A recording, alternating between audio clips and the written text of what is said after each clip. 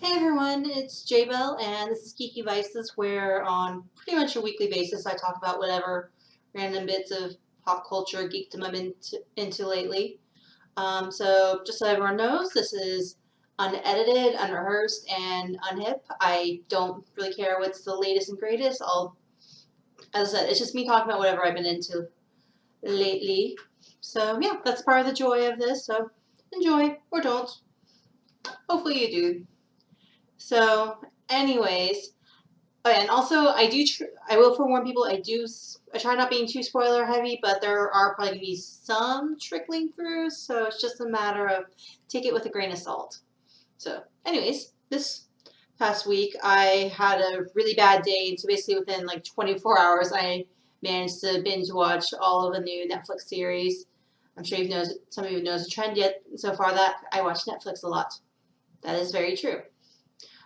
Anyways, it's called Sex Education, and the premise is that it, it it's set in the UK, and this boy grew up with like both his parents are actually sex therapists, and although they divorced, and he just lives with his mom, but like he basically like grew up with like the weirdest household as far as like sex goes, and he basically has very low libido and doesn't even and can't even masturbate. So yeah, and his best friend is like this. Oh, he's openly gay. His best friend Eric. So the main character's name is Otis. His best friend's name is Eric, if I remember correctly, and he's very openly gay. And he's like one of those guys who's constantly trying a little too hard. He's trying a little too hard to be friends with everyone. He's trying a little too hard to be popular. He's just constantly trying too hard, and it works against him. And then the other main character is Maeve, who she's basically the school. She's the girl that everyone like is afraid of and picks on, and such. She's the type of girl that everyone talks about, like saying like, "Oh, she's a slut. She does drugs," but she's also like the girl that you go to if you need to buy test answers to or have someone do your paper. It's like, and so it's just like she's feared and respected, but she's also like the type of girl that like other girls especially pick on. So but she's just like one of those people that's like, I don't give a fuck. So whatever. But yeah, she's pretty cool. So those are like the main three characters. Anyways, May finds out about Otis's mom's background, and like there's a situation where they talk someone down, and she has this great idea where, hey, why don't we have you give sex advice to like be a sex therapist for the kids in high school because everyone's thinking about sex already. And yeah, that's pretty much the whole premise of the show. It's like how it's like basically the most sexually inexperienced guy is the one who's now giving advice to everyone. And the thing is that like he doesn't have first-hand experience, but like he's grown up with a mom who like has made him, as far as the technical stuff, is like way too knowledgeable. And then also, but he realizes it's more so like it being like more so being therapy and like helping people with their relationships or like with their esteem issues or something. So it's like it's very interesting. My initial interest in the show, besides the fact that just the premise is interesting, and obviously I've always been fascinated by. I love a good high school show or movie. Honestly, like back in my teen years, like some of my favorite movies were things like 10 Things I Hate About You and Drive Me Crazy, and I loved and Clueless. It's like I love those type of movies, but I've also always been very interested in um, programming that talks about sex in like a not in like a vulgar way, but just like more so like sex education kind of way. Like I remember back in middle school, I'd sneak in to watch like the Oxygen channel where they had the Sunday night sex show, where it's like it was basically like the newer Dr. Ruth, but it was basically like it was this older Canadian woman like just giving people like people calling and she would give like them sex advice. Like I've always been interested about stuff like that, or it's like I remember watching the movie Kinsey, and so it's just like I'm not like I wouldn't say I'm an expert by any means, but it's just like I'm very interested by that one. It's not trying to be all scintillating, but it's actually just trying to be when there are like informative elements. And honestly, like it is funny how like dumb some of the kids are in the show. But also part of why I wanted to watch is because it totally evoked, when I saw the trailer, it made me think of one of my favorite movies, which I know a lot of people rag on, but I love Charlie Bartlett. Like, sorry, the movie's called Charlie Bartlett, but I love that movie so much. And it was one of the first times I ever saw Anton Yelchin as a lead role, and he's still one of those celebrities that, like, honestly, I haven't tried a celebrity deaths that still hit me hard. Like, I know so many people are like, oh no, Prince, oh Bowie. It's like, I'm like, yeah, it's sad, but like, they weren't a pivotal part of my childhood or my adulthood. It's just like, I know they're just part of pop culture, but like, they didn't really impact my life personally. But yeah, my trio of like celebrities who I'm still will like get pouty and like crave watching their movie because I'm like, I can't handle that they're gone, are Robin Williams, which I'm sure is true for almost everyone who is still young at heart. Alan Rickman, and then Anton Yelchin, who's my third one. Especially since his death was the stupidest one. Like, I don't know if anyone knows, but like the way he died was because his car had a known defect and basically backed up and pinned him to, I think, like a column or something. But basically, like, he died because like of a weird car malfunction that when he was outside of the car, and so it wasn't his fault. It's not like those people where it's like, oh, if only they hadn't done drugs, if only they hadn't done this risky behavior. It's like, no, he wasn't doing anything stupid. It was just dumb luck, and he was such a good actor. Honestly, I've never seen him I've never seen him in a bad role. I've never seen him in a bad movie. Like, everything he's done, I'm like, oh my god, I love this. And he'd be one of those actors I would go out of my way to see a movie because he was in it. Like, I remember seeing the remake of Fright Night because he was in it, and like that was part of why I really enjoyed that movie. Or, I mean, for a while, like, me and the significant other would actually refer to that actor's like, oh, like, if we saw him, something, like, oh, it's Charlie Bartlett.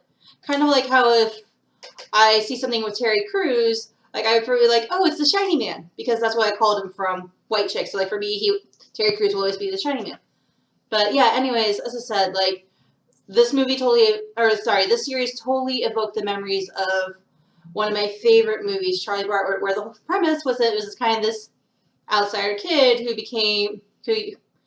had inside knowledge to basically do, like, he was basically helping me send to psychologists who weren't actually helping him, but he then like used his skill sets to basically like in the school bathroom he would be giving psychology advice, and in Charlie Bartlett they start off like having pills being prescribed also, but that gets phased out. But yeah, it definitely very much evoked that. So if you're a fan of Charlie Bartlett, definitely this is a good one to watch. But it was just also really good, and honestly, it was Gillian Anderson plays his mom, and she is awesome. Like, I honestly never really watched the X-Files. I think I've watched a total of one episode, even though it's one of those weird holes in my geekdom, and I think it's a little bit too much after the fact for me to get into now. And like, I'm one of those people, like, if I'm going to watch a series, I can't just jump in where it is now. I have to start from the very beginning. Like, I tend to be completionist about it, although a lot of times I don't finish things, but like, I like at least starting at the beginning, given the choice. But yeah, Gillian Anderson was amazing as the mom. Yeah, I love all the character dynamics, and like the characters were pretty well fleshed out, although there's like one or two characters who I'm just over already, but maybe they'll be given less screen time next season. And then I also like Charlie, like this other girl that becomes a another romantic, just because like not Charlie, Otis, because Otis clearly gets a crush on Maeve, because like she's this tough badass girl who just, as I said, like she's so witty and smart and like has this great dark humor, and she just doesn't take shit from anyone. And like he definitely gets a crush on her, but like she's already involved with like the school golden boy in a secret relationship. So like he's kind of like pining from afar, but he never says anything. They're just friends. And then he meets this other girl who is basically is the handyman for his mom's house, his daughter. And the mom that actually definitely has an attraction to the handyman. But yeah, like I love Ola, the interest for the alternate interest, because I think she's such a cool chick. Like I think she's strong and she's quirky and like she's comfortable with herself, but like she's not like overly done. Like she feels very authentic to me. And I think she makes sense for Otis. I'm actually rooting for them more so than I'm rooting for him and Maeve to get together, even though I do like Maeve. It's just I think there's just something about him and Ola that I'm just like, come on, you guys work it out. Yeah, and then there's a bunch of other side characters and such, and it definitely like has like cool arcs and such. But like, yeah, it's a very interesting show. I mean, there's definitely like it's funny, it's clever, which tends to be one of my go-to words for describing something, but it is definitely not for the people who, if you're. I mean, I imagine the title is going to scare away anyone who is very modest or would be uncomfortable with this type of content. Like, and I mean, it is showing. You're going to see some stuff. I mean, it's not like I don't feel like it's gratuitous. Like, I feel like anytime you see body parts, it's for the story. Because like I remember watching like some anime like Sword Art Online, like especially like in the second half of the first season. Like I felt like it would just be so gratuitous how like he'd be thinking about figuring out this problem and suddenly there'd be a weird shot of her butt crack, and I'm like, how does that it's like, how does that have anything to do with what's going on? It's just, yeah. So as I said, like the show definitely, you see, and as for nothing strikes me as being like any of the advice he gives or his mom gives, like nothing strikes me as being like that doesn't sound right.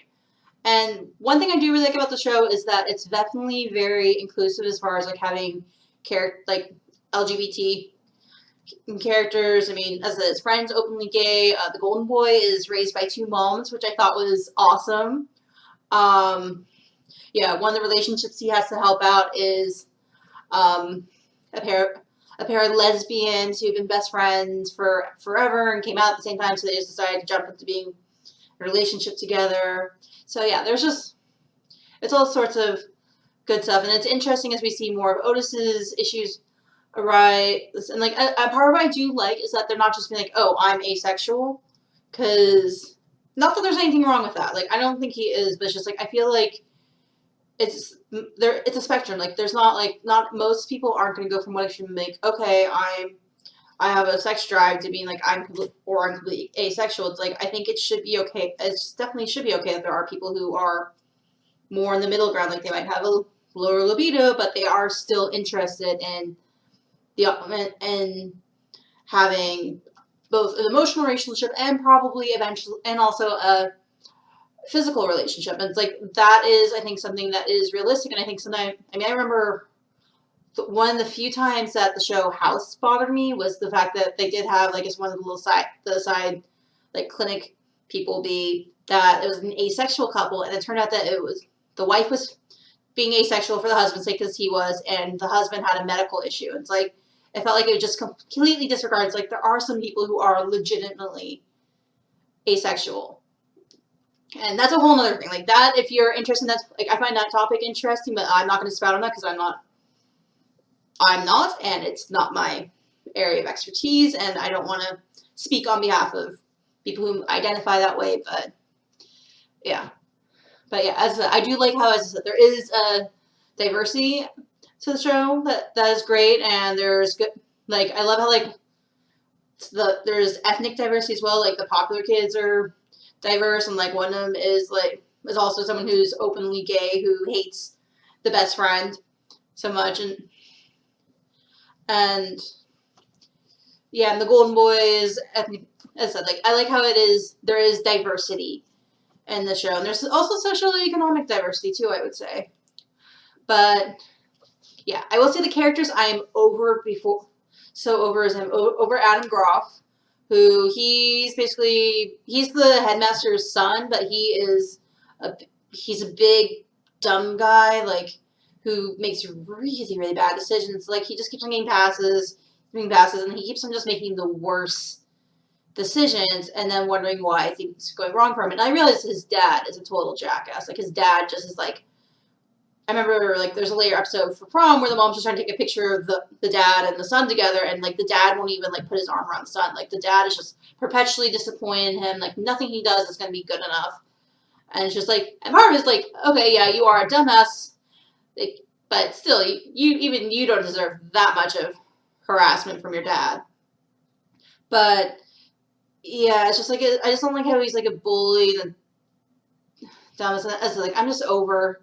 Like I was okay with like his first story arc, but yeah, like the later on stuff, I'm just tired of his arc, and maybe he'll be written out in the second season. I mean, the way that the series or the season ended, he might not be back, which I am totally okay with.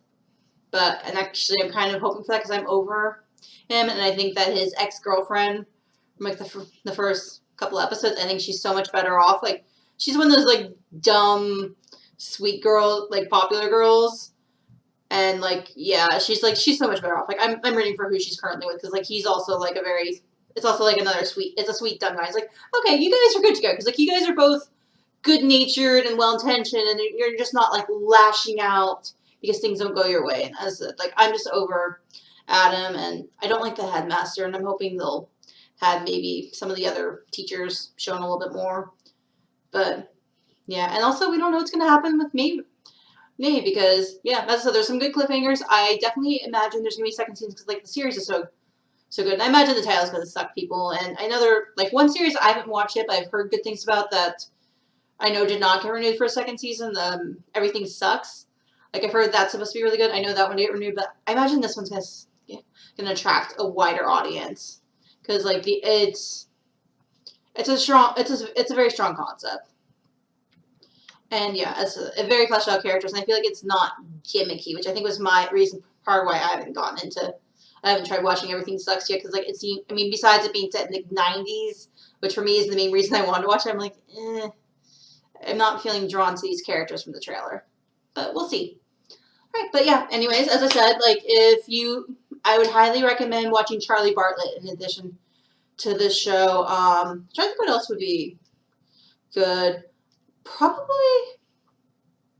For some reason, I am thinking a little bit of Awkward because like Awkward was pretty open with sexuality things going on and had the humor and like the melodrama. So for some reason, that's also sticking in my head. So yeah, but yeah, mostly Charlie Bartlett. If you love Charlie Bartlett, I would definitely encourage you to give the show a shot. The lead actor is great. I think he has a great future ahead of him. And yeah, you guys got to hear me mourn. Even though it's been years, continue to mourn about Anton Yelchin, who apparently, I think it was Sundance, they actually did just recently, there was a documentary about him where it was like it's supposed to be a bunch of celebrities mostly talking about him and like the impact on his lives. And I remember reading an article about like Kristen Stewart talking about how they dated and such. But yeah, like Love and Tosha, I believe is what it's called. But yeah, like as I said, like the fact that like he's one of those actors like I feel like so many people haven't heard about, but like the people who know about it like were like, no, he's so good, he's missed so much. Other things he was in, just off the top of my head, just because I'm in an Anton Yelchin mindset right now. He was also the lead in Odd Thomas.